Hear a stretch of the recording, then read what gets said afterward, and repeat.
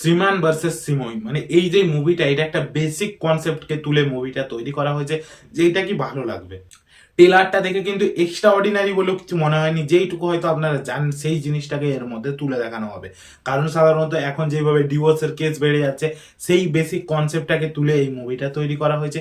এবং এই মুভিটার মধ্যে যেটা দেখানো হবে কি, এত বয়সে এসেও তাদের মধ্যে নিজেদের সাধারণত যেভাবে মানে সম্পর্কটা ভালো, কিন্তু তাছাড়াও তারা আলাদা হতে চায়। এই টাইপের অনেক মুভি বেরিয়েছে, কিন্তু এর মধ্যে মুভি না দেখলে আপনারা বুঝতে পারবেন না যে এক্সট্রা অর্ডিনারি কি আছে। এবং তাদের যে ছেলে, মানে সাধারণত এর মধ্যে ছেলেই হতে পারে, এবং তাদের মধ্যেও সম্পর্ক খারাপ। এছাড়াও যেভাবে এই পুরো জিনিসটাকে তুলে দেখানো রয়েছে, কমেডির মুহূর্ত কিছু থাকবে, ইমোশনাল মুহূর্তও থাকবে। সাধারণত বেসিক একটা মুভি, সাধারণত সব রকম জিনিস থাকবে। প্রেমের মুহূর্ত দেখানো হবে কিছু, কাঁদাতে সাহায্য করবে আপনাদেরকে কিছু, এবং তার সঙ্গে একটা বেসিক স্টোরি কাস্ট আপনাদেরকে বেসিক কিছু জ্ঞান এর মধ্যে দিয়ে যাবে। তো সেই জিনিসটা এর মধ্যে প্রেজেন্টেশন থাকবে, যেইটুকু এর মধ্যে দেখে মনে হচ্ছে। আপনারা কি এই ট্রেলারটা দেখেছেন? যদি না দেখে থাকেন আমি বলবো একবার হলেও যে দেখুন। মিঠুন চক্রবর্তীর কাজ এখানে খুব ভালোই লাগছে, খারাপ লাগছে না।